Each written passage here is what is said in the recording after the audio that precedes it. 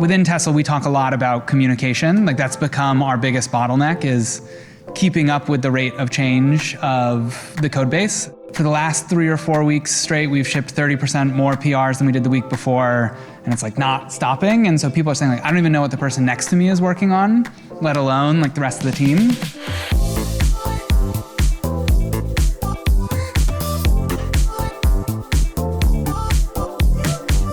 Welcome everybody. My name is Dru. I am the head of product and design here at Tessl. Before I took over product, I actually joined Tessl about a year and a half ago as our head of AI research. So I sort of moonlight both in ML engineering as well as product and design. My talk today is going to be more focused on the actual engineering aspects of it. So I'm going to walk through harness engineering as a technique.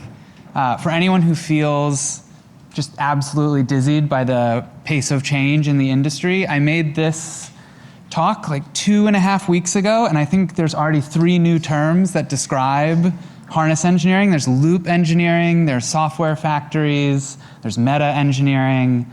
All of them roughly the same. I'll try to disambiguate some of the terms. I got tired of updating the slide for every new one, so I'll just sort of use them interchangeably. Before I get started, this is a like moderately advanced talk. It should be useful to everybody here, but in terms of when you should apply some of the techniques that I'm going to talk through, I'd say you want to start on harness engineering and these kind of topics once you've got pretty good at using interactive coding agent sessions. And so what do I mean by pretty good? One is you should be at a point where you're pretty regularly using a few sessions at a time in parallel, so you're not just like watching one agent work all the time. Second, you should be at a point where agents are pretty frequently one-shotting easy tasks, and with some degree of frequency also one-shotting like medium tasks. That doesn't mean like it just outputs code, but like you don't have to intervene as the agent runs. And then finally, everything I want to talk about here is a new way of working. We'll get into it, but a lot of it is actually team and organizational transformation. So it does also require a bit of buy-in, right? Like it's not a zero-cost technique, though I'll talk about how you can make it as cheap as possible. Before I get in there, I'm kind of just curious. How many folks here feel like this describes them? Ah, man, the industry moves so fast these days. Can you, just as a crazy thing, like agents got good, what, like 6 months ago? And to go from technology gets good to like basically the whole room is at an like intermediate to advanced usage. Again, wild. Okay, that's great. So you all probably will like what I'm about to talk about. If you don't tell me. I don't want to know. So like I said, we're going to use terms interchangeably. Ultimately, the techniques I'm going to talk about here are how you start moving towards building a software factory, or in essence, delegating more of your work to agents.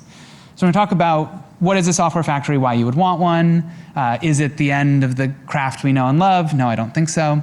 Then harness engineering, what are the actual techniques you use to build up a software factory? The components that, as you're doing harness engineering, you will be using, you'll be reaching for to do your work. And then, because I have a job, I have to tell you a little bit about how Tessl helps with all of this. But I promise everything before that is just general techniques. So you don't have to use Tessl. I think Tessl's pretty great, but you can do whatever you want. Okay, software factories. What are they? I try to keep this pretty simple. So ultimately, the end game of a software factory is one in which you have an agentic system, a series of agentic loops that build the entire end product that you ship to users, customers, anything like that. And where humans are doing all of their work, shaping tickets, shaping tasks for the factory, and then working to improve the autonomy, automation, and quality of the system. So think of it as we're monitoring the processes are building the widgets. You may ask, what do you mean autonomy, automation, quality, et cetera?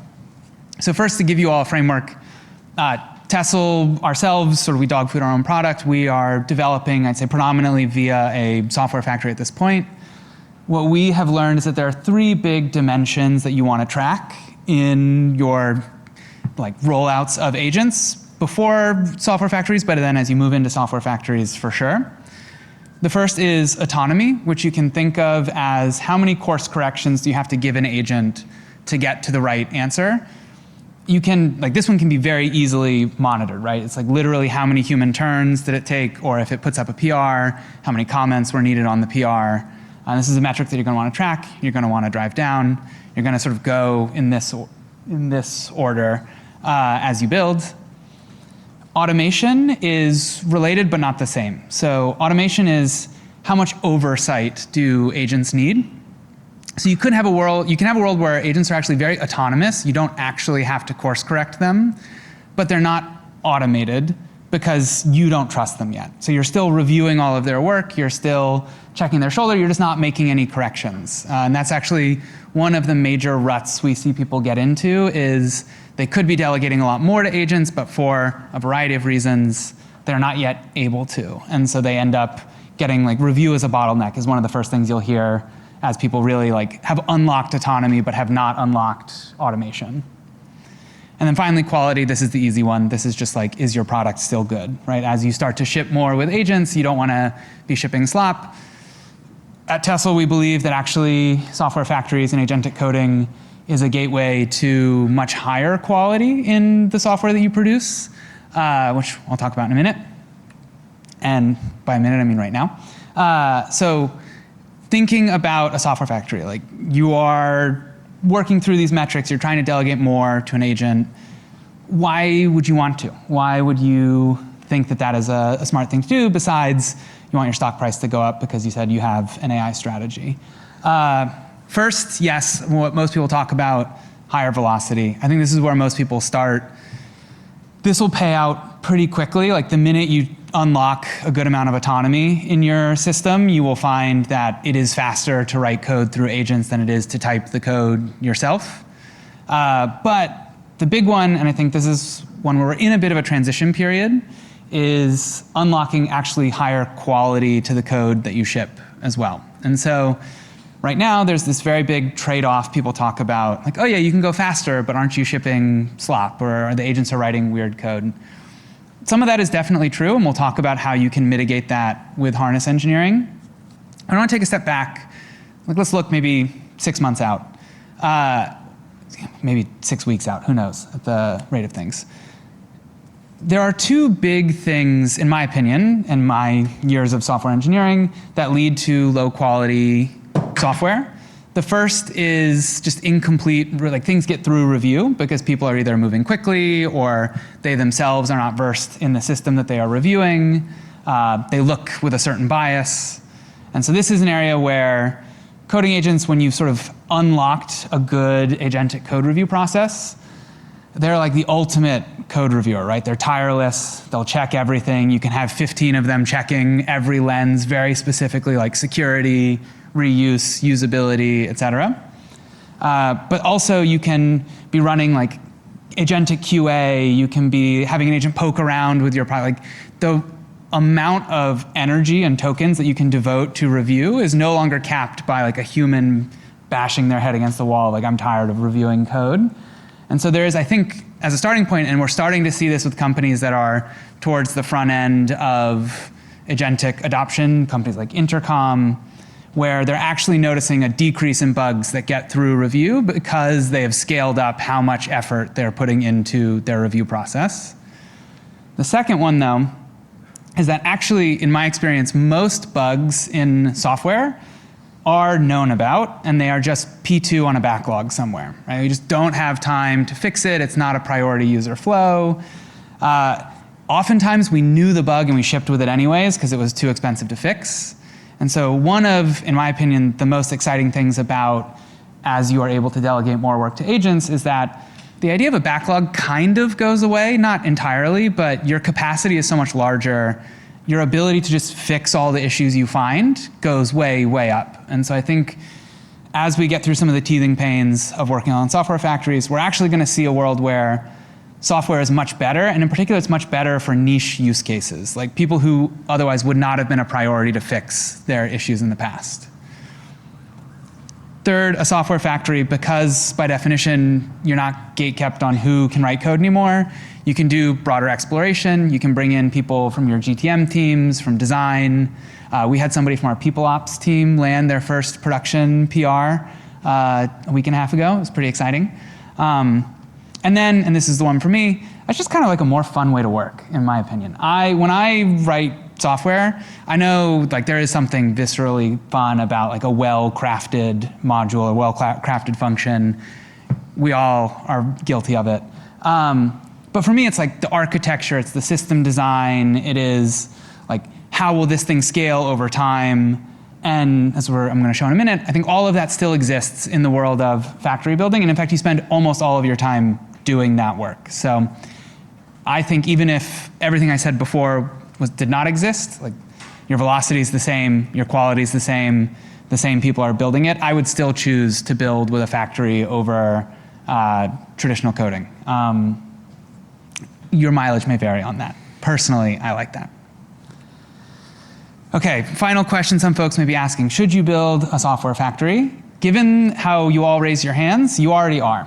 So software factory is not like a once, like rip it and then ship something new. Software factory is an incremental process where you just identify workflows, put them in a box that is legible to an agent, run it interactively a few times to build confidence, and then automate it.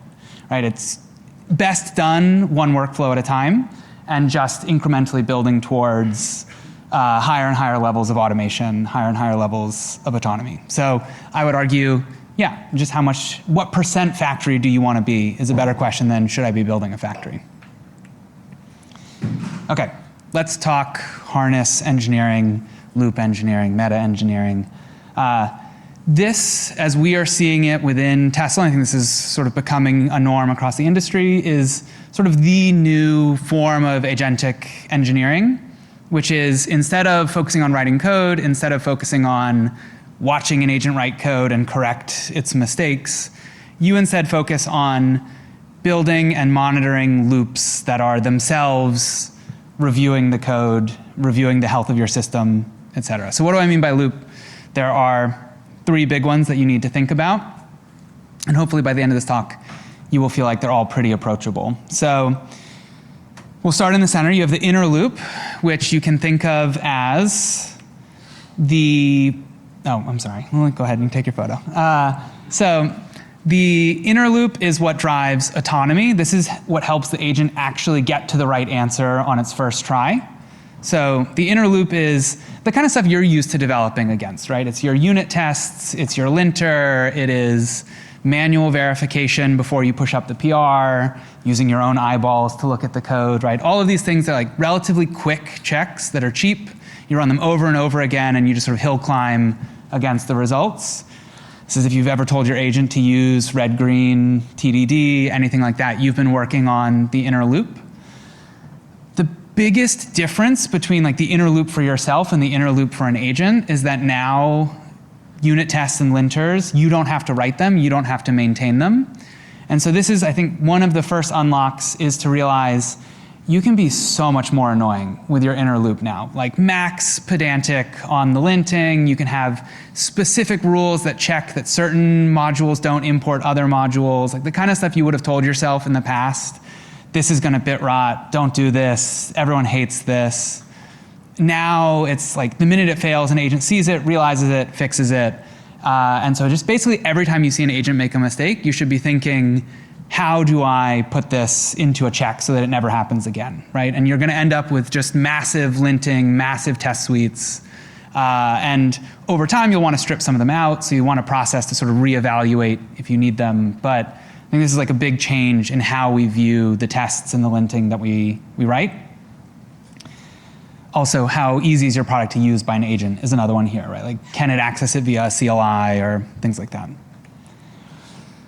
The outer loop is what builds automation. So this is ideally a set of slower, more in-depth checks that build up your confidence in this PR is correct so that you have to spend less time actually reviewing every piece of the code. And so the bread and butter starting point for this is agentic code review. You want as much as you can. I think Claude Code they estimate like $25 for a PR review. That sounds crazy, but then also you think like the time a human would spend, maybe it's not as crazy.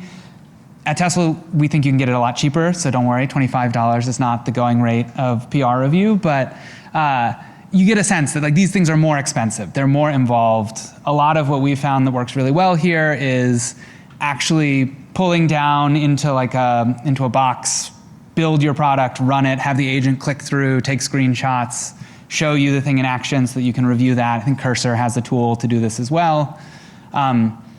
Anything you can do that doesn't make sense to run like as the agent builds, but that you would want to look at to give you confidence that the thing works. This is your outer loop.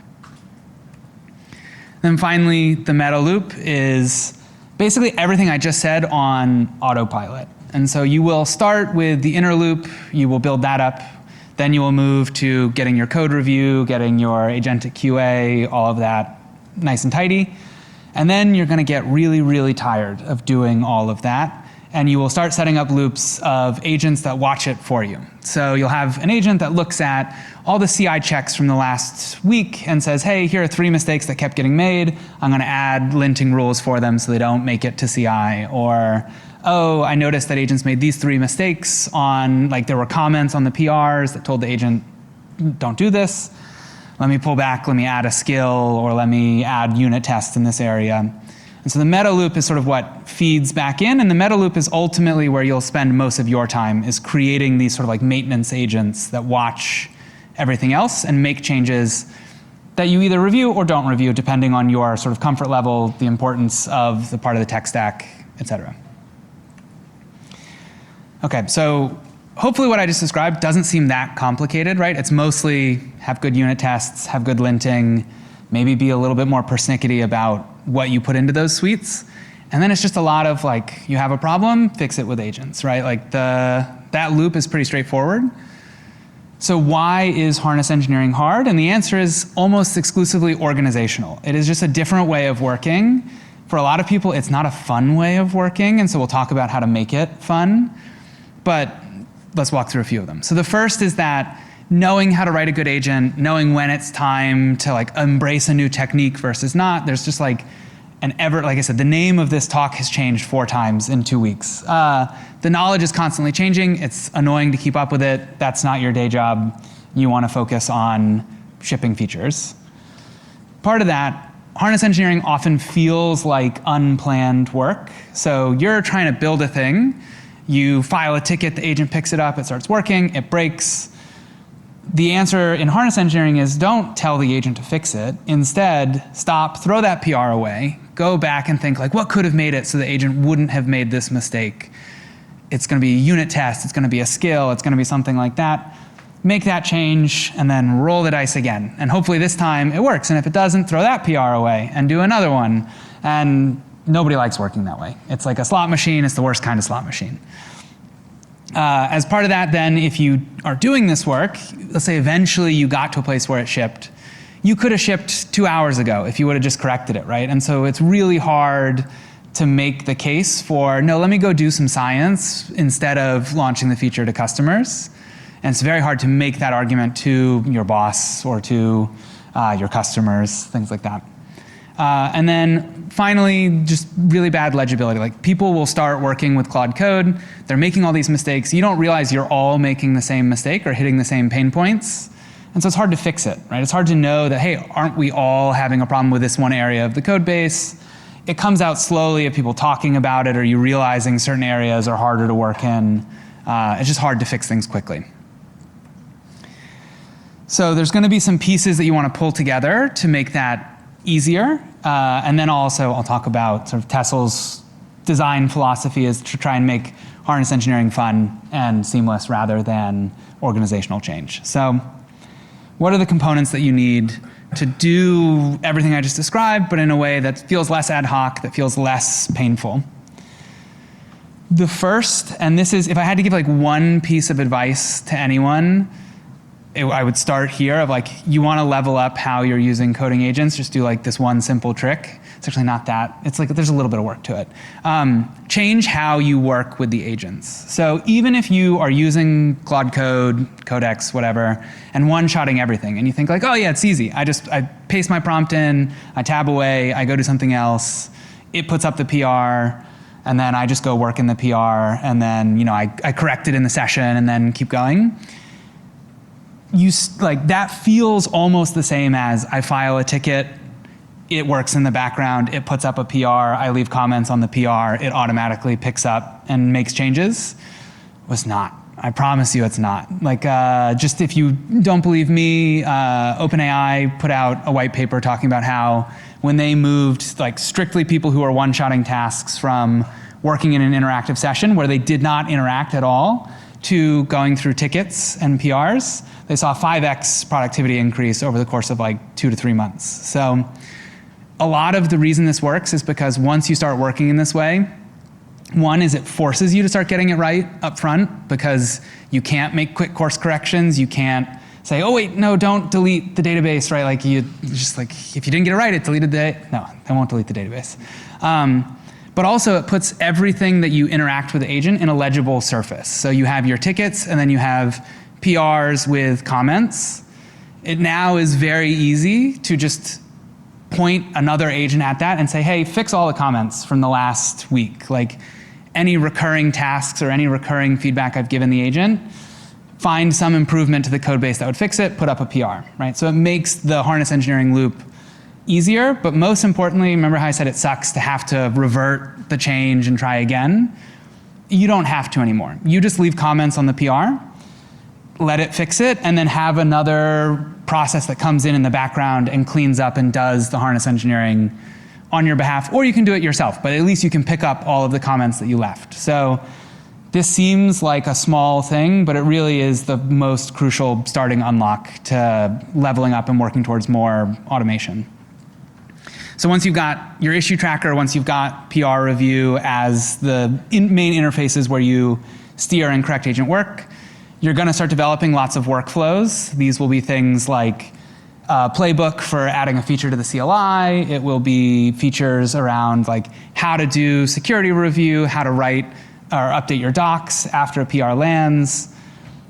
You'll start with 5, and then in a week you'll have 1,500. And they go like crazy very quickly. And so you're going to want to think through what is your process for distributing them to the people on your team. How do you make sure people have the good ones? How do you make sure that you're not wasting time writing the same one over and over again, and that when you update one, its benefits go to everybody?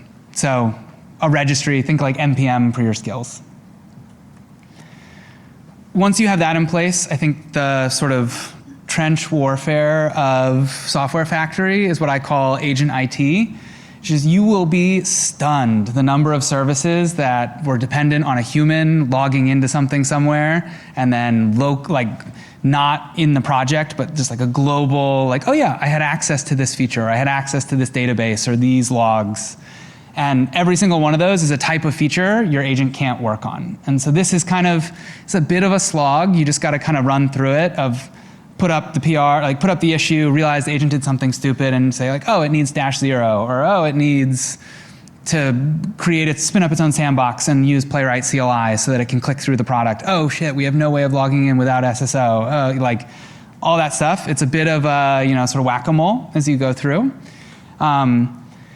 You're going to want things like a company brain. How do you put all of the stuff that like your Slack, your Notion, or whatever other tools people use not at Tessl, I don't know, like Google Docs, Quora, things like that. All your internal services, you're going to want to give it access for debugging production issues, probably just read to pull in some of this information. And then you need environments where the agent can actually run, because I'm sure many of you have seen the person walking with laptop open. Again, I'll say it was really funny to see our head of legal walking with her laptop open. She's like, I'm a developer now. And it was true. She was shipping production code, but ideally in the cloud, not on your laptop. So you want to have, how do you give your agent access to everything? Oop. We've lost something. I'm sure Claude Design just pushed some kind of update.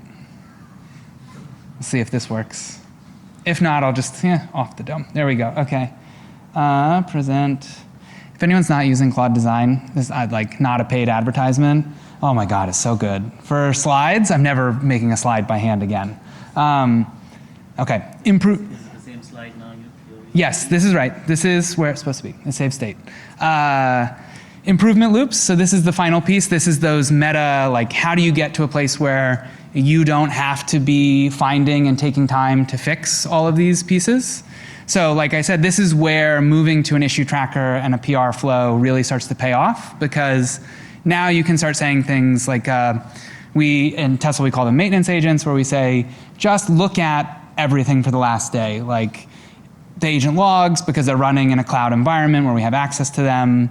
Look at the issues, look at the PR comments, look at CI checks, and just start proposing fixes. And then put up a PR. If it's in a low risk area, just merge the PR. If it's in a important production code path, a human will review it. This is where you'll get things like, here's the playbook for this kind of feature, and you can get pretty specific here, right? Like add a feature to the front end or add a feature to the eval surface within the front end. Just anything that helps fix agent output. But this is also where you can start looking for tasks. So look at all of the issues or look at all of the PRs that I put up in the last week and just tell me things that I've repeated over the last 90 days, over the last 2 weeks, whatever you want to say, and just propose automations to me, right? Like you want to get as much as you can into a world where you are reacting to suggestions instead of having to have the sort of proactive effort to do it, because ultimately you want to spend your time building features for customers. You don't want to be doing like your own internal development work. You want to just say like, oh, I wake up in the morning, I've got 2 or 3 PRs, they look reasonable, I accept them, I'm a little more AI native than I was yesterday, now back to shipping. So I'll blaze through this part because it's a bit of an ad, but Tessl helps with all of this. We sort of moniker ourselves as the platform for building software factories. If you think of this as you want to delegate more work to AI, you're going to have lots of problems along the way. Tessl tries to help you find those problems and then has tools to make fixing them easy. Why do you want us? Well, I think we're cool. But you don't have to use us. We are, first of all, we try to be pretty batteries included. So I mentioned things are changing all of the time. So we have an agentic interface that tries to capture a lot of the best practices I described here. You can open the Tessl agent. You can say, hey, help me set up code review. And it knows what good agentic code review looks like. If it changes next week, it will come in and tell you like, hey, it's changed again. Sorry, you're on vacation. And it can walk you through all those differences. So just keeping up with what best practices are ready for prime time. We also try really, really hard to be very open and modular. So Tessl's building blocks provide a bunch of rails to run different workflows, but all of the information that powers them are standard artifacts that live in your repo. So for example, our code review tools, they are powered by skills that are checked in to your repo. So if you want to move them to something else, if you want to use them with a different tool, it's all there. You have control of it. Nothing sort of hiding in black boxes. And because everything is written to files, it's easy to build other automations around it with or without Tessl, right? You can use the same code review skill in CI or locally, or you can just, as a team, open it up and read through it and be like, do we believe in this as our style guide? We also try really hard to do everything in an automated way. So I'll get to this in a minute, but the Tessl agent sits there and crawls through, and it will do all those things I talked about. It will look at your PRs, it will look at your issues, your CI checks, and then after it finds improvements, it'll say hey, do you want me to just look every night for you? And so it'll actually automate itself, and then you can go from there. And we are built around incremental adoption. So you don't have to get your whole team bought into building a software factory and pausing all work for 3 months. You can just start doing one thing at a time. So for the control plane that I talked about, we have a skills registry or a plugin registry. This has kind of all the things you would expect baked in. We have private registries, public registries. We have quality review. We can run simulated evals to see if the plugin actually helps the agent. Security checks, install policies, everything you'd need to sort of pass workflows around your company. We have default apps to help you do the handoff from an issue tracker to PR creation. So for us, we work internally with Linear and GitHub, so we've sort of started there. So if you're on that stack, congratulations, you have good tool choice. If you're not, you still have good tool choice, but apps are coming. We'd love to hear what you're most interested in having us build for you. And then we have a bunch of out-of-the-box tools for code review. So we'll help you if you're spending too much time on code review. We can help you get rid of some of that pain point. See if this works. Show all controls. So just very briefly while I talk, this is the Tessl agent running in our monorepo. Tessl agent is, in our opinion, the way you make harness engineering fun. So when you think about it, the first thing that it will do is it will help discover the work that you can automate. So we'll look for tasks that you're doing over and over again. They can be quite simple. It can be like, oh, every week you bump dependencies on these certain sets of libraries. But it can be more advanced. It can be like, oh, once a week you are putting up PRs around test flakiness, so we've like automated an agent that will search for that. We have maintenance agents that will do a lot of this out of the box, like keeping your docs up to date, searching for like areas where agents are wasting a lot of tokens, and then suggesting like, oh, you could write a CLI that did this, and then agents would know how to use it. So a lot of things there. Automatically improving your repo's sort of like agent readiness by looking at code review feedback and translating it into improvements in the code base. And then with Tessl Launch Skill, we give you a sort of standard way to run any of your favorite coding agents, so Claude Code, Codex, Cursor, et cetera, Cursor CLI, in a cloud environment with just like a simple CLI call that you can put up in GitHub Actions so that you can start getting the benefits of cloud without having to buy into like a monolithic orchestration framework or anything like that. Once you have all this in place, this is just a quick recap. The things you're going to want to look at and drive down as you build towards a factory is reducing the number of manual takeovers. So this will be a lot more obvious in this new world because it's just the number of human comments on PRs. Then you're going to want to, so human PR comments. I guess you could also like breaking tickets down, right? Like the number of times you took a ticket and had to decompose it yourself. Ideally, agents would also work there, but human touch points in the system. Then you're going to want to drive up the number of PRs that are initiated by agents automatically. This is like a good sign of increasing automation. It tends to be driven by maintenance agents, so there'll be, most of the PRs will come with like improving your own code base for agents. Over time, you can start wiring in things like production logs and bug reports that then you get a PR put up that you just review. And then of course, you want to improve quality of the code base. I would argue don't try to do it all at once, so just aim for don't regress quality too much at first. The first thing that's going to drive is like, how the hell do I measure quality? And so that'll be its own little Don Quixote adventure. But once you've got that in place, then you want to look at how do we actually like aspire to raise the quality of the code you ship. Don't just say like, I'm faster, but the code is the same or a little worse. Like I think you can aim for something higher. That's it. If you want to try the Tessl agent, if you want to try Tessl, scan QR code here. I think there's also QR codes everywhere, so you're kind of surrounded. But that's it. That's my talk. Questions?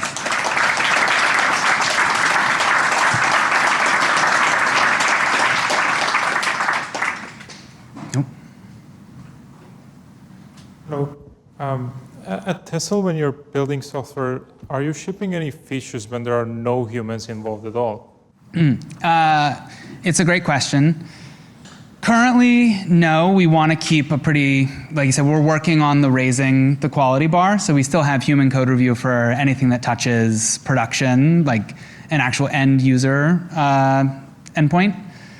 Few caveats within that. So we have a bunch of, we've tried to sort of slice and dice our code base so that we have like whole folders or subsections where like this is safe, like this is the actual harness that orchestrates our agents themselves, or these are docs, these are our unit testing libraries, things like that.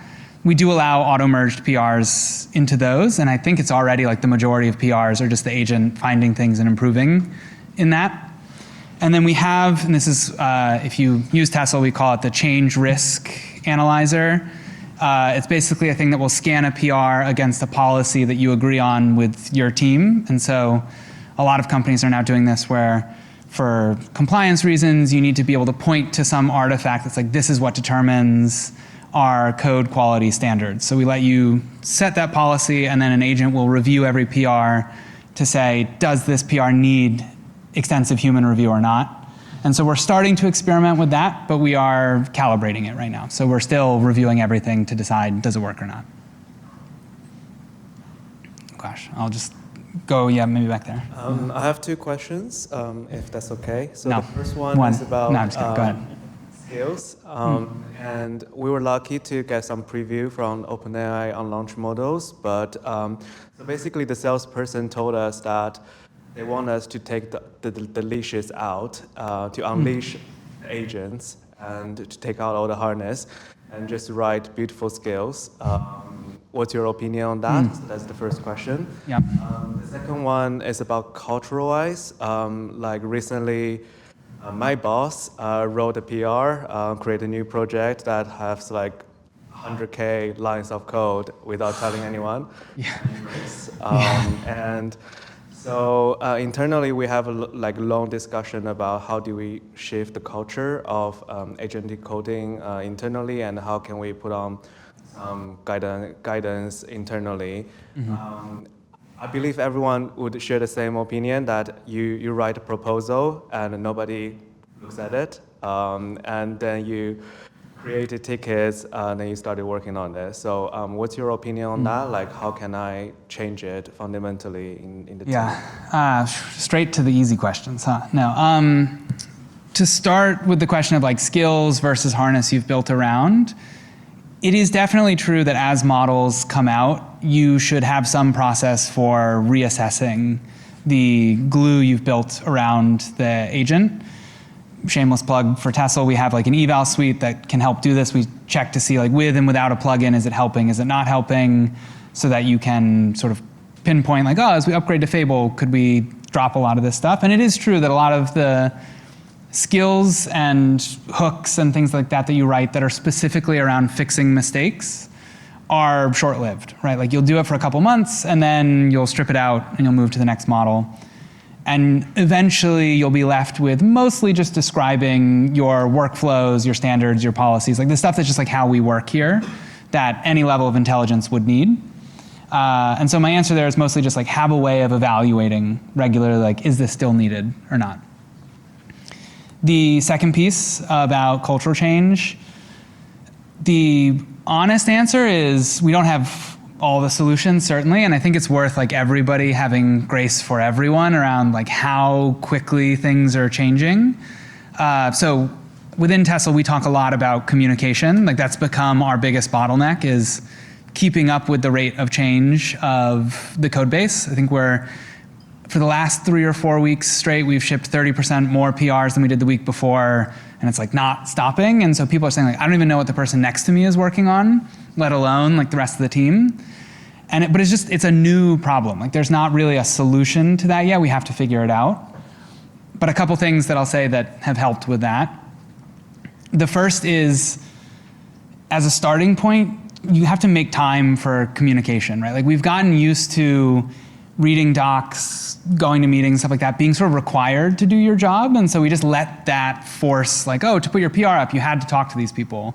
But now people are just pointing agents at everything, and they're like summarizing meetings and summarizing docs without reading them. And until we find more sustainable approaches, what I've heard most effective from teams is every Friday we just have an hour where everybody sits down and just talks about what they worked on, asks questions, shares docs with each other and reads them, and just we make some space for it. It's a stopgap for sure. Like that's not anything that requires discipline is not a forever solution. But that's, I'd say, one. The other, the 100,000 line PR is just my condolences. Like that's pretty rough. One thing that we've noticed the beginnings of is that with that risk verifier for PRs, when it says a human is not needed for this, you can auto-merge it, in theory, right? Like we're still reviewing it to make sure it works well. But if you codify the right things, like a small PR that's contained, that's like stacked on top instead of being one monolithic PR, if those become low-risk PRs, then you actually will start shifting everyone's behavior because they don't want human review, right? So they're like, oh, let me take this 20,000 line PR and break it up into a bunch of 200, 300 line PRs, because then it'll just auto-merge. And so I think in some of these cases, the answer is what we've always known is true, but if you can codify it into practices that make it easier if you follow them than if you don't follow them, people will just naturally start doing the right thing. But these are partial answers. I think the culture change is something we are all having to figure out how we work on. See one right here? How often are you... I'll repeat the question. Go ahead. How often are you reviewing PRs, and have you changed the scope of your tickets to keep it handling? How often, do you mean me personally, or, okay. At Tessl? How often are we reviewing PRs at Tessl, and how much are we changing the scope of tickets? I'm guessing to get like better output, yeah. So still today we review every PR that goes to production code. We aspire to not have to do that as much, but we want to make sure that we've got like pretty rigorous quality controls in there. So if the question is like how many PRs are we reviewing, I think we have something like 24 engineers, something like that. And I think last we checked it was something like 700 PRs a week. Handle on how big they are. Yeah. So PR size and things like cyclomatic complexity and like a lot of metrics for that have held relatively constant as we've been doing this work. The big thing that we're starting to talk about is, can we shift review away from individual PR review into a broader set of like, you own an area, you define some quality metrics around it, and then you review on like every 50, 60 PRs or every 10, like to define how complex the system is, making changes on a broader swath so that you can actually scale with the PR review. The bigger thing we do though is we have pretty heavy agentic review that our like building agents auto respond to. So by the time it gets to a human, most of the low-hanging fruit is already captured, and so we spend more of our time. I think the thing where most people spend most of their time, I keep looking to a bunch of the engineers to be like, keep me honest if I'm lying here, is pulling the PR down, building it and clicking through it to make sure it works well, and we're thinking about how can we make that itself an automated flow. Oh gosh, Jordan's choice. Okay, so he'll pass to somebody. Hey, you mentioned having a company brain is useful and connecting that to the agent. And I think broadly I agree with you, but I'm just curious as to what does that company brain look like? Because I think we've had some experimentation of, okay, maybe you expose it to the architecture of your company, how you're thinking about your tech stack, but then maybe, you know, your meeting notes and things like that aren't useful. Like, where do you draw the line? What's useful to expose and what's just noise that the agent doesn't benefit from? Yeah. First of all, I love this topic. Like, this is, anyone who's ever been like, I'm gonna build my own to-do tracker, I love working on like agent flows like this. The short answer is there's no one answer. It's gonna depend a lot on your situation. And so I think a better, if you will forgive me for this, a better answer or question is like, what is a good way to tell what's useful for you? And so, a plug for Tessl, we basically, when you define a plugin, that can include things like a skill, an MCP server. That's usually how you will give access to aspects of your company brain. And then you just build evals around it. And so the Tessl tool will help you define simulated tasks, like make a PR that is going to require information from Notion or from these meeting notes or something like that, and then run and just see if it helps or not. But you don't have to use Tessl for this. Like, Claude Code has a built-in eval system that will just spin a bunch of stuff up and try. And I think that's like the best answer is try it with, try it without, and then see what helps. Some rules of thumb, I find that the raw sources tend to be better bang for buck because you're not having to put a lot of effort into them. So we use Granola at Tessl. Man, it's just a bunch of ads for like tools we like using. Piping a Granola transcript in is almost always useful, especially like one-to-one. Like, I just finished this call, can you do this action? Oh my God, it feels so good. There's also, so your, like whatever you use for docs, we use Notion, is helpful, but man, it gets stale really fast. And the stale information is a big problem. And so I'd say before you just willy-nilly hook it up, you want some kind of solution or process, which I will admit Tessl does not yet have. We're talking about this, of like pruning away the stuff that's no longer relevant. And it's going to be worse with agents because you're moving faster. Slack is also pretty good. But I'd say most of these dynamic sources of information are most useful when you do a bunch of talking and are like, cool, I'm ready to do the task. And then you just point an issue at that source. And so it's like, give it access to Notion, but then tell it, get this doc, do the thing in that doc, or get this transcript, do the thing in that transcript. I'm gonna go here. So I think a lot of what you're talking about is like, if you already have certain practices, going back over it, how do you tackle this for like starting like a new project or like a new tech stack? Like the software stack entirely is like changing every couple of weeks now. Yeah. So if you want to come up with like a new tech stack, like where do you go from there? So how does this work in Greenfield is effectively the question. Good answer is I think it's a fair bit easier because you don't have to deal with a lot of the organizational change, which is ultimately the limiter.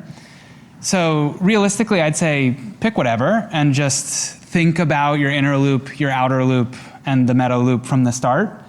If you want maybe like a slightly more opinionated, I see people going one of two ways. They're either like be super on distribution, so it's like TypeScript with Vite and like React, Next.js, things like that, and just hope agents get as much right as possible from day one. Or they go like pick a really obnoxious language that's like really type safe, lots of compiler checks, like Rust is having its moment. Elixir got a random shout from OpenAI for a moment. In that case, that's where you're like, I'm going to lean really hard into the inner loop and try to get like just the craziest checks in place. I like that. I probably said it as though I prefer TypeScript, but I have started building a lot of my side projects in Rust. It also has a very integrated tool chain. So like the package manager, the test suite, all of that is not things the agent can mess up. So personally, I think really type pedantic languages with really integrated modern set of tools is kind of a good way to go.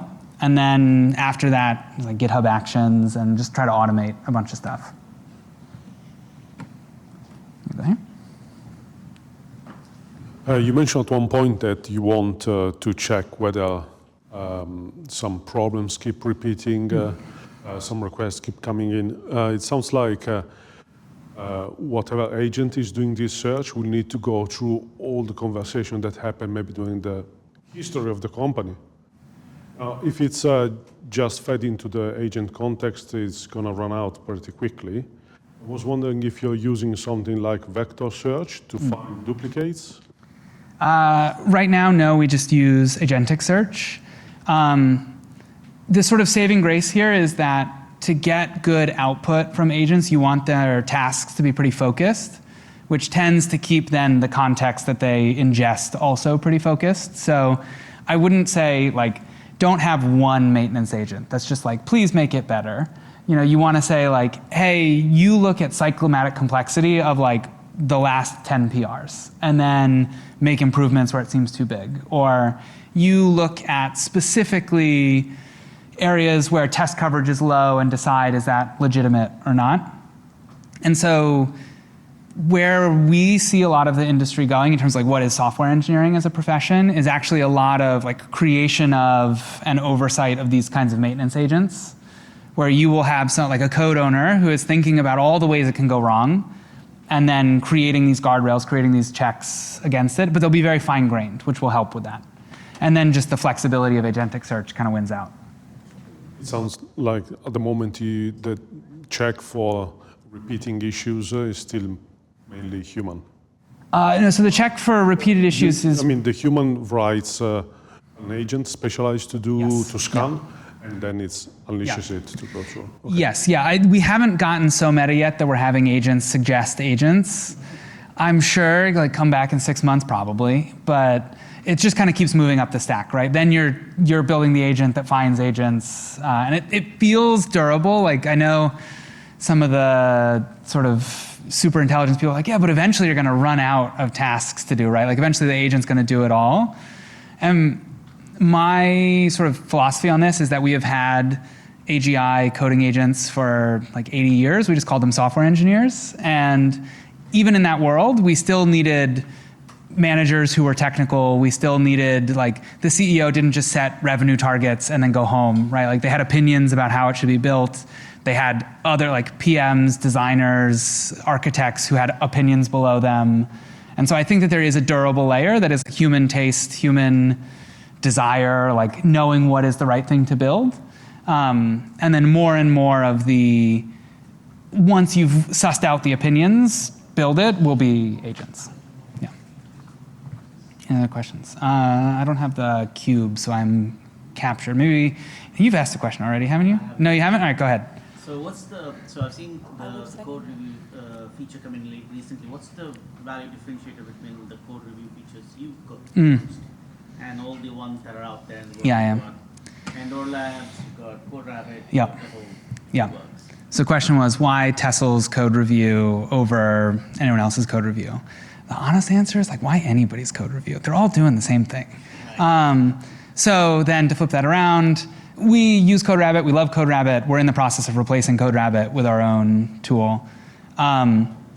Number one, we just think it's like not a very differentiated thing, and there's not a lot of reason to pay $25 a PR review for something that's ultimately like agree with your team on a skill and then just check it into the code base. So we think you can do it a lot cheaper, and we think it's probably something you should own. It's part of your engineering discipline. If you want a slightly more technical answer, we do have this one concept that we call verifiers, which is, you can think of it as like very small, very cheap, very fast LLM-powered linting rules. So you will identify something like every React component should have an ARIA attribute on it, right? It's like a very targeted check that you could run like Haiku from 3 years ago, and it would probably get it right. Maybe not 3 years, but you get the idea. And the idea is you want to move a lot of stuff out of that like really big, expensive, heavy agentic review into these very fast, cheap verifiers. And then that lets you do two things. Lets you shift it left so you can like, it becomes part of your inner loop instead of your outer loop. The second is it's just so much cheaper. Like when I think we have something like over 100 verifiers running on every PR, and it costs, I'm gonna pull a number that's like directionally correct, but don't hold me to it. It's like 30 cents to do a full day's worth of PR reviews with it, whereas it's like $25 per PR for agentic review. So that's a thing we think is like pretty clever, and that is relatively differentiated. And then, of course, I think the bigger thing is just it's all integrated into the broader platform. So you make a code review skill, you can share it on the registry, you can eval it, you can do other things with it. Are you binding in deterministic linters and other checkers into the same code review, or is a lot of this going to the LLMs? So most of the processes that we provide are the LLM pieces, but yeah, you can absolutely, like the Tessl agent will help you set up your deterministic stuff, and in creating your agentic review, the first thing that, so we'll also help you create your first review skill. It pushes to say like, hey, check the CI/CD. Hey, if you don't have CI/CD, maybe add that, stuff like that. Yeah. I think that we might have to call it there. That's fine. I could stay up here all night. I know you could. Thank you, everybody. Do you want to know more? Okay. I'll be walking around. Come find me. Thanks, everybody. Thank you.